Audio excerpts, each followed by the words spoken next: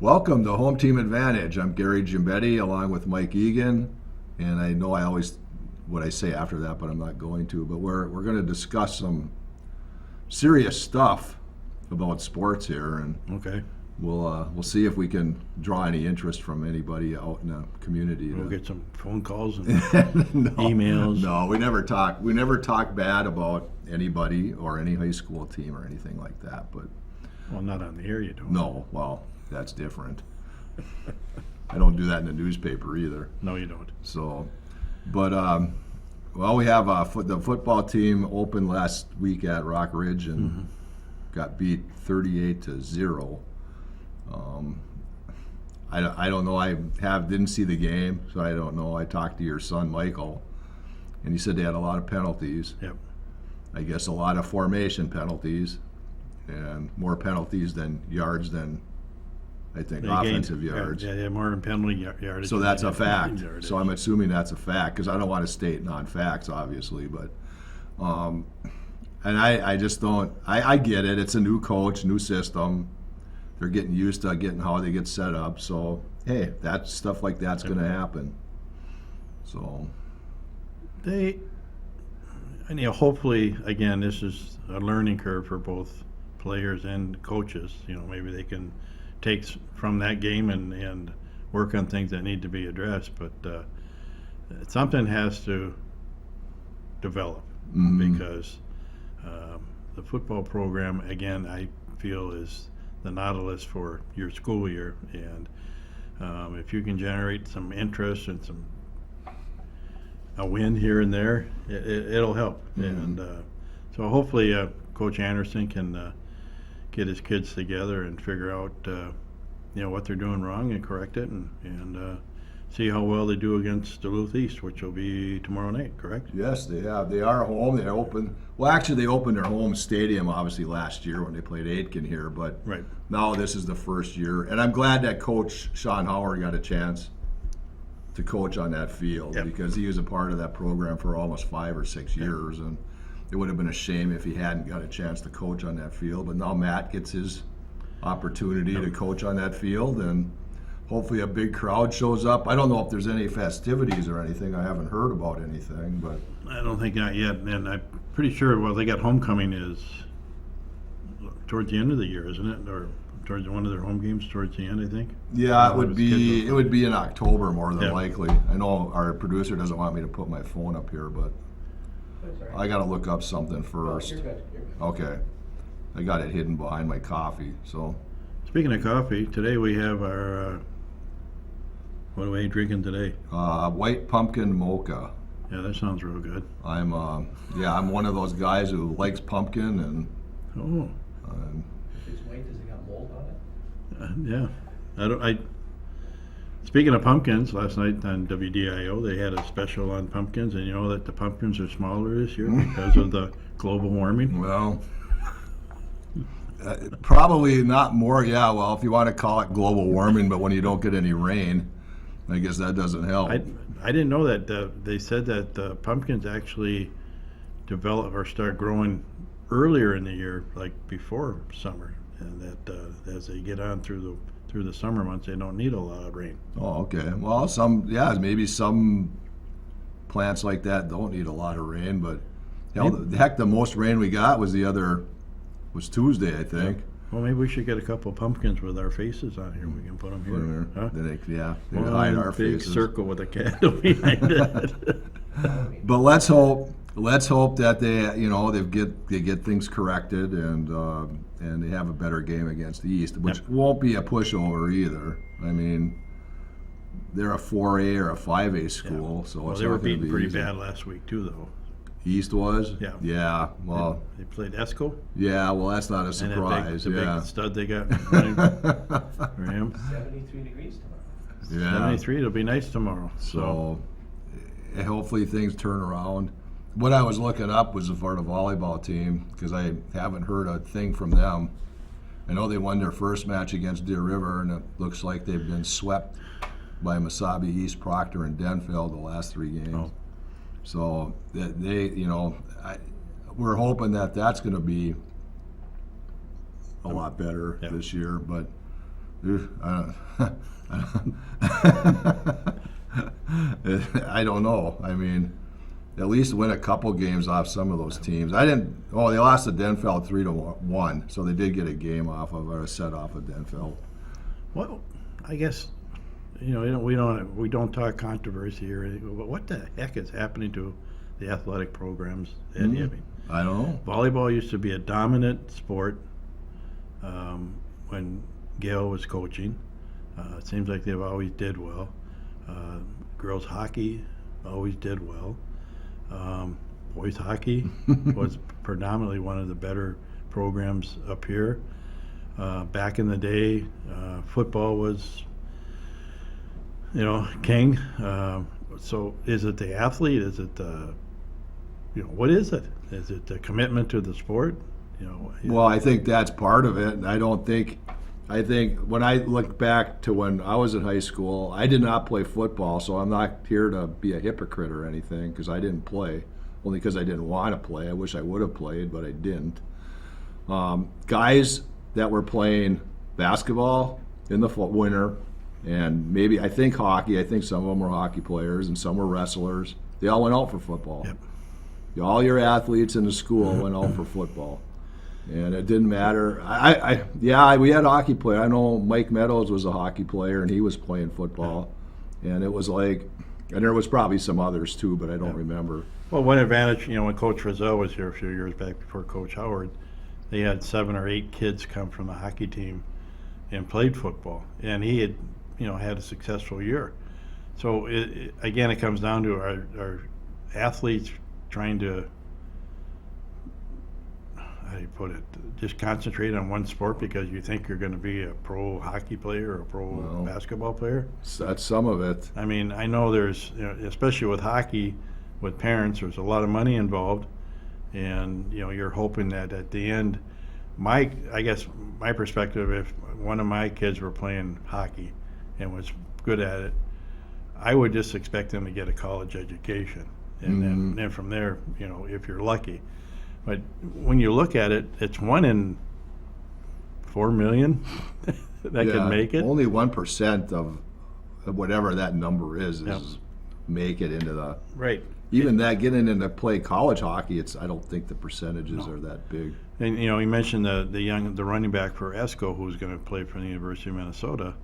When he gets on there, he's just another stud, I guess is how you would put it, because they got guys from all over the country that are coming from stud program or as a stud from programs. So I just what do you do? It's just I don't think the Virginias or the Mountain Irons or the Nashwauks have better athletes.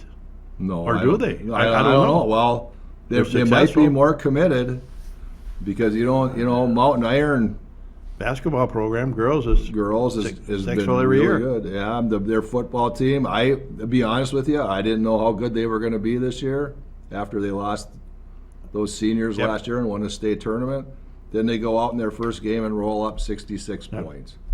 And we were just talking to one of the assistant coaches from Cherry out in the parking lot, and he's right. It's going to be Mountain Iron and Cherry. It's going to come down to that, and whoever has the better athletes in that game is going to probably win it.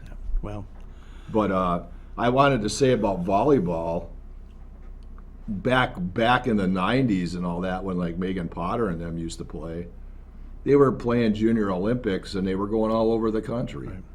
Which some of these girls do up here now, but Hibbing, supposedly some of their players did play JOs all year, all summer.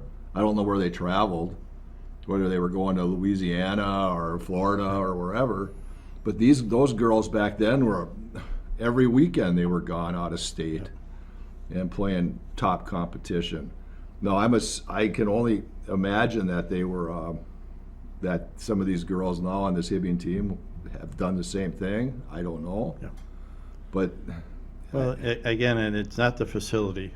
I think the facilities up here are top notch, to any other school in the area. But it's just baffling question, Gary, and I just don't know, how you change it or what you do to correct that.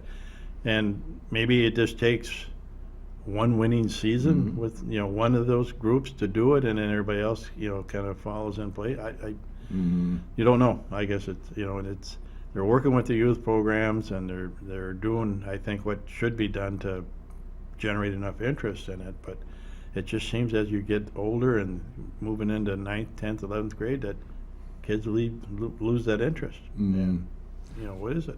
Well, and again, I'm going to sound like a broken record. I don't know how many times I've said this on this show, but it all of it starts in the off season. Oh, it does. When you getting in the weight room, and people probably hate to hear that, but if you're not lifting sport specific weights, Yep.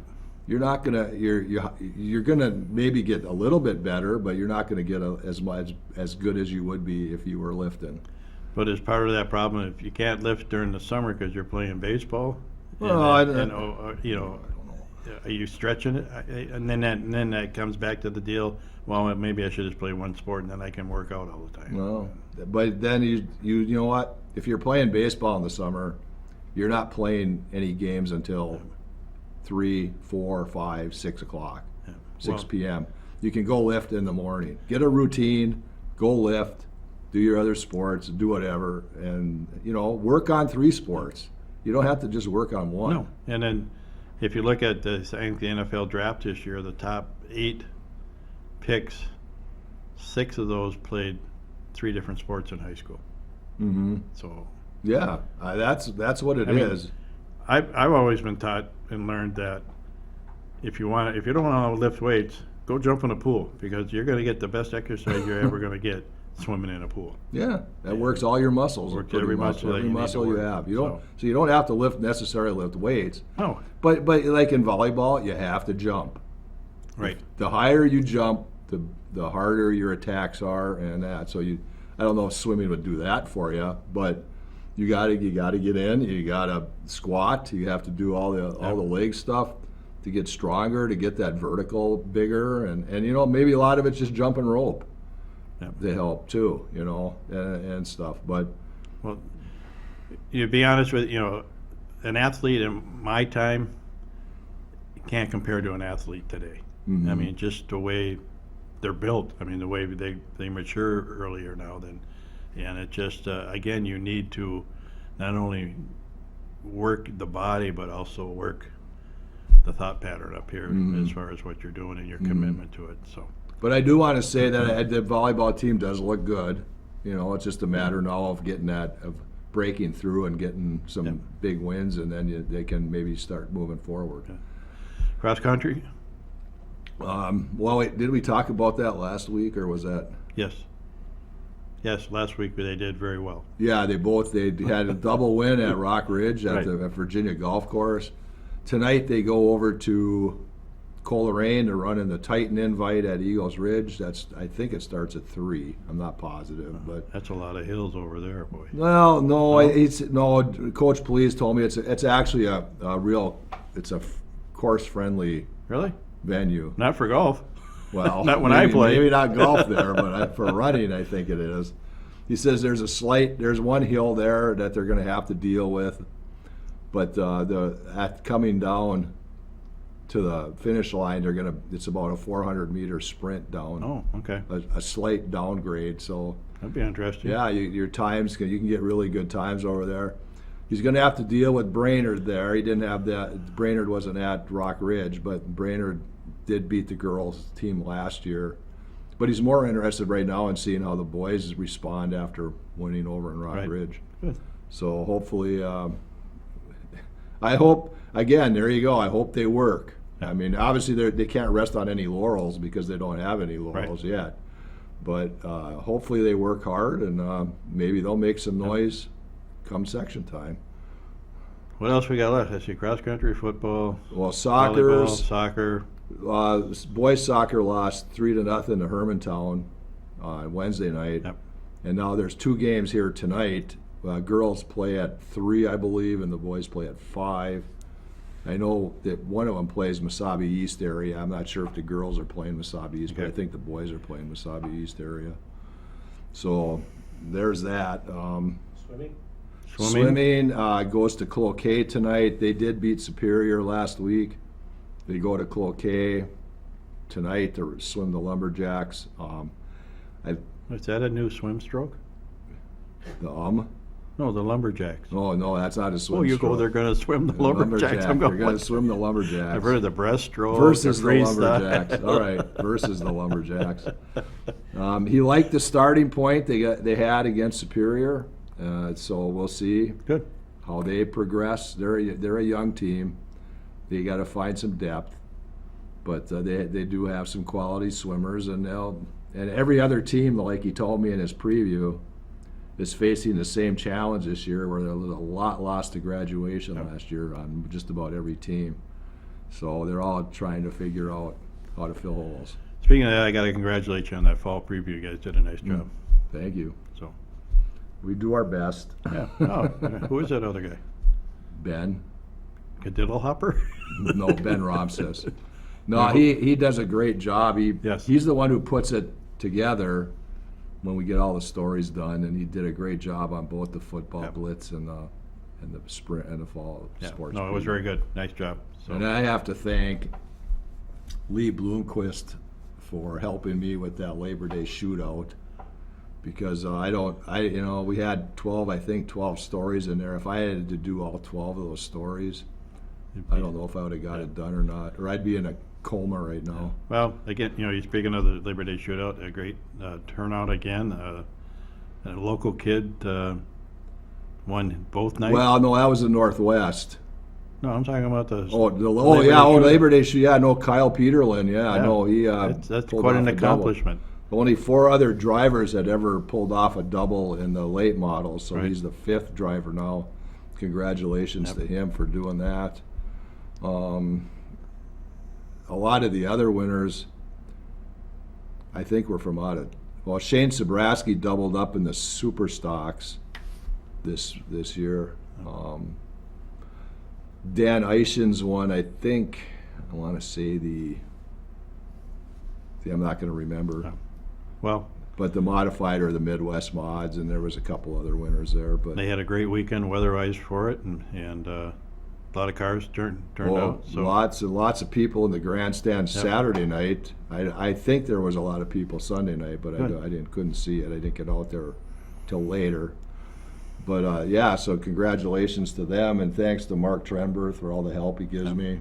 another year in the book for the racing Yeah. season. So we'll do that. Northwest. Golf We tournament? had, the regular division was won by Ryan Rhiannon, his 3rd title in 5 years. Local kid. Yes, very good golfer. Wasn't sure about his game going in, but Pulled it off. pulled it off. Yep. Yeah, beat Brandon Helgeson like 4 and 3, I think. It was he won on 15, a short par 3 there. So And you had, what, 200 participants, you were saying? oh yeah, I think it was over 200 more than likely. Nice. Yeah, they were full. So, and then Scott Ravila from San Diego, originally from Babbitt, won the senior division. And then Super Seniors was won by Steve Lafreniere over Rick Stark, both former Hibbing grads, by the way. Steve had won the regular division like in 1996 and 2002 or 3, and he ended up getting his first Super Senior title. So, Nice. and Ravila had won it. The story I get from that, what I thought he told me was that back in the day, it was in the early 80s, he had played a round of golf with Mint Harris over in Silver Bay. They were in a tournament. And Mint asked him if if I can get you into the Northwest, would you play? Well, I thought he had told me he was 18 years old at the time. Oh. And you're supposed to be 21, I guess. Oh, really? Yeah. Oh. And Mint got him in, and he ended up winning. Yeah. So Lucky they didn't check his ID, huh? yeah, I don't. Yeah, I'm not positive on that. I don't want to say something that's not right, but Yeah. He's probably the only guy in the clubhouse that wasn't having a drink. Yeah, more than likely. That's probably why he won it. No, the guys in the championship flight they usually behave themselves pretty good, but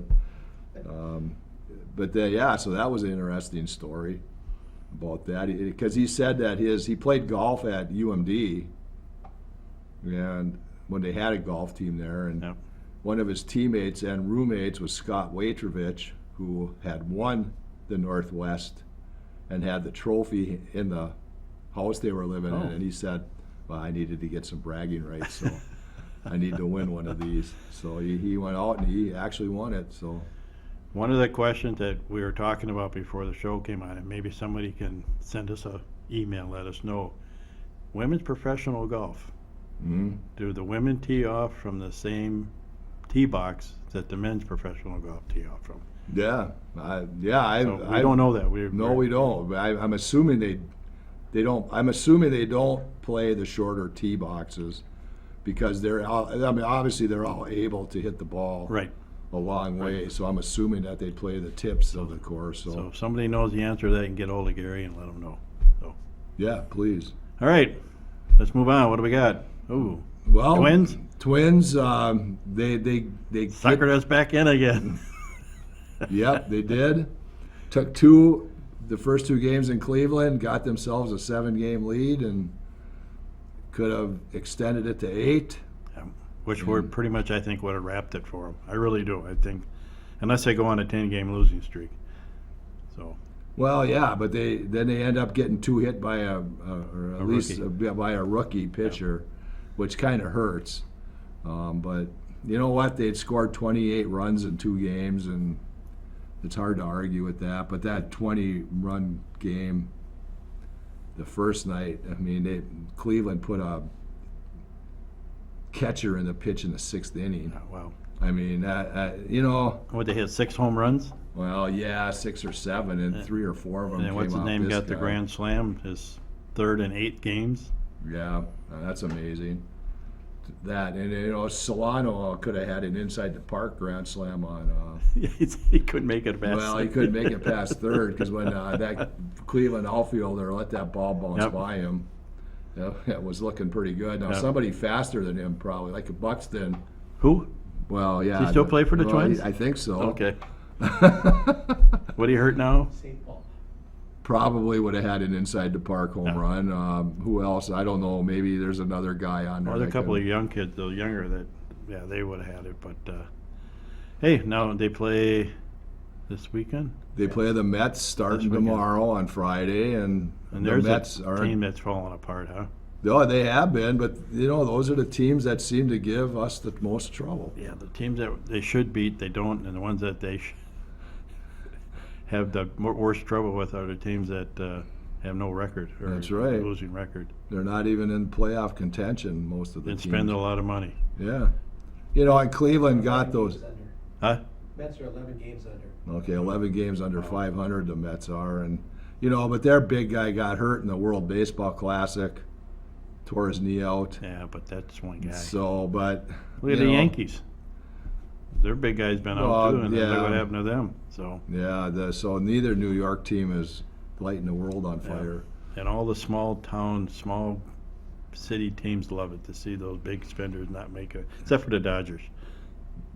Yeah, they're the only team that's actually doing anything. And the Braves, I think. And the are- Braves. I don't know how big of spenders they are, but yeah, no, they've got quite a salary, I think.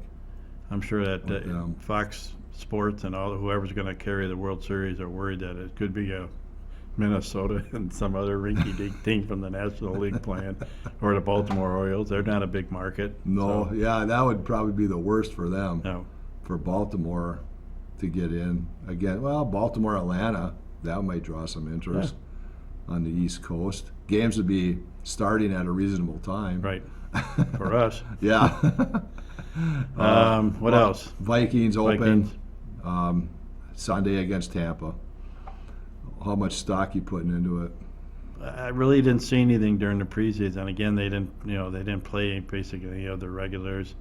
I'm curious to see. Their big acquisition this year has been their defensive coordinator. So it's going to be interesting to see if he can actually do anything. Mm-hmm. He seems to have the personnel, but they're getting old too. When you Yeah. think about it. They are. And I was listening to K-Fan this morning, and they had some, I don't know who puts this out, if it's FanDuel or whatever it is. They had some over-unders as far as some of the Vikings players. And Justin Jefferson was is it over or under like 1,400 yards, 1,400 and a half or Yeah. whatever? Well, if that happens, we're not going to do well because he better be up to 2,000 Right. yards. The running back, Madison, was over on, and I'm not saying that these are accurate, but it's close, over under 800. Oh, I mean, if he doesn't run for over 800 yards, and they're in trouble. but then they better get their other running backs to run for 500 each or whatever, because they'll be in trouble. Kirk Cousins was over under passing yards was like 4,500 or 4,200 or something in that area. Well, I think he passed for over 4,000 last year. But it's funny, they came out with the power rankings, and Vikings aren't even in the top 10. Oh, well. And their quarterback is not in the top 10. So, what's happened there? A couple of years ago, they were always, a power ranked team, and now they're not even ranked the top 10. Mm-hmm. And then the other one was Daniil Hunter and over under 8 sacks or 8.5 sacks. And, Nope. So, I mean, they're, if you're a betting person, then you go to that whatever website it was on and lay your bets down. But I don't know. None of those numbers are, maybe the 4,000 yards passing, that's pretty impressive for any quarterback to do that. They also had Philadelphia's schedule on, and they're going win. Their first 10 games, they got them winning. And then they go to Kansas City. He said, well, we got to lose one. Well, once the Vikings are done with this game, then they do go to Philadelphia for a Thursday night game. So at least they're getting their Thursday night game out of the way Yeah. early when they're not going to be so dead tired after playing on a Sunday. I remember a few years ago they played Philly on a Thursday, and they beat Philadelphia. And that was a big upset or something at the time. Yeah, well, last year they went to Philadelphia on Monday night. Should have won. They got their drawers blown Yeah, off. well. So we'll see what happens there because Philadelphia is going to be the team to get through, I Yep. think, if you're going to the playoffs or the Super Bowl. It's a long way off, my friend. Yeah. For So, long. All right. Well, again, if you have an answer to our question, if you could send an email to Mr. Giambetti at the Mesabi Tribune. Repeat the question. Repeat the question Do it. is, in the women's professional golf, do the women tee off from the same tee boxes that the men's professional players tee from? mhm. In other words, is the yardage the same? Yep. Is the yardage the same? That's all you have to tell me. Yep. All right. So for Mike Egan, I'm Gary Giambetti. We're done with another edition of Home Team Advantage. We'll see you next week.